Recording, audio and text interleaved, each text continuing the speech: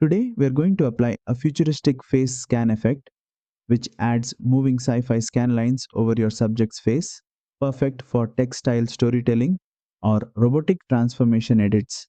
Let's get started. First, import your video into CapCut and tap the clip to select it. Now, go to the bottom toolbar and tap Effects. Next, open Body Effects. Inside, select the Mask tab. Here, look for an effect called Face Scan and tap to apply it. Right away, you'll notice animated scan lines and a futuristic glow appearing over your subject's face, giving a science fiction or AI detection feel.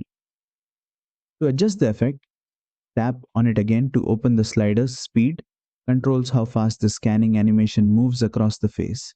Increase for fast scanning or lower for a slow cinematic sweep. Glow adjusts how bright and intense the scan visuals appear. Strong glow makes it more futuristic. Lower levels look subtle. Horizontal moves the scan overlays left or right to align perfectly with the subject's face. Vertical moves the effect up or down to match different facial positions. Size adjusts how large or small the scanning pattern appears, helping you scale it to fit your subject.